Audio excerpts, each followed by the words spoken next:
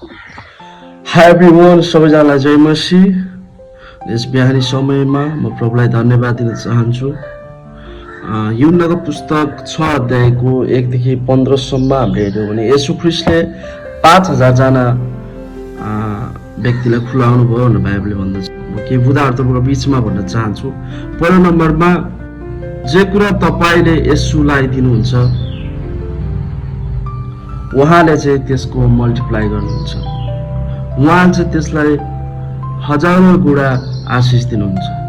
एउटा छिटो बच्चाले येशू प्रभुलाई 5 रोटी र 2 माछा दिएका थिए। अनि येशू प्रभुले त्यो रोटीलाई र माछालाई लिनुभयो, धन्यवाद दिनुभयो, बाँच्नुभयो र बाँडिदिनु भयो।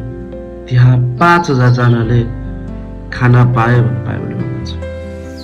जब तपाई र मैले कुनै कुरा येशू ख्रीष्टलाई दिँदछु भने त्यो हजारौं गुणा वृद्धि हुनेछ।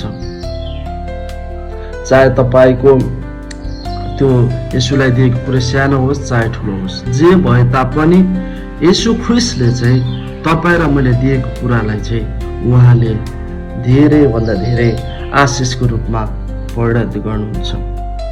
अनि चाहे तपाईले हामीले दिने कुराहरू भनेको आर्थिक कुरा मात्र होइन, तपाईँ र मेरो समय, तपाईँ र मेरो दशांश भेटी, अनि तपाईँ र मेरो ट्यालेन्ट, जे कुरा तपाईँ र मैले ख्रीष्टलाई दिन सक्छौँ त्यो कुरा हामीले ख्रीष्टलाई दिनुपर्दछ र उहाँले तपाईँ र मलाई आशिष दिनुहुन्छ। अर्को कुरा, येशू ख्रीष्टले चाहिँ जुटाउनुहुन्छ भन्ने कुराको पनि हामीले बुझ्नुपर्छ। जब 5000 जनाले येशूलाई पछ्याएका थिए, येशूको चेलाहरूको जीवनमा त्यो असम्भव थिए 5000 जनालाई खुलाउनको लागि, तर ख्रीष्टको जीवनमा त्यो सम्भव भयो। त्यो चेलाहरूलाई लाग्दा थियो कि अब कसरी जुटाउने, कसरी खुलाउने अब त्यहाँ यत्रो व्यक्तिलाई, तर येशूले 5 वटा रोटी र 2टा माछाले त्यत्रो व्यक्तिलाई खुलाइदिनु भयो। चेलाहरूको जीवनमा असम्भव थियो तर ख्रीष्टको जीवनमा सम्भव भयो। कहिलेकाहीँ तपाईँ र मेरो जीवनमा धेरै समस्याहरू आउँदछ, तर हामीले त्यो समस्यालाई हेर्ने होइन, तर हामीले येशूलाई हेर्नु पर्दछ। येशूले जुटाउनु हुन्छ भन्ने कुरालाई हामीले हेर्नु पर्दछ। र अर्को कुरा, येशूले जुनै पनि व्यक्तिलाई उहाँको राज्यको लागि चलाउन सक्नुहुन्छ। बाइबलले भन्दछ एउटा ठिटो केटाले येशूलाई 5 रोटी र 2 माछा दिएका थिए।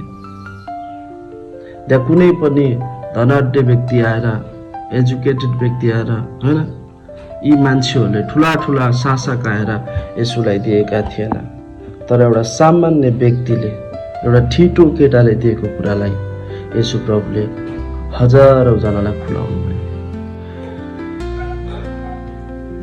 अनि अर्को कुरा, जे कुरा तपाईँ र मैले परमेश्वरको राज्यको लागि दिन्छौँ नि त्यो कुरा कहिले पनि खेर जाने छैन।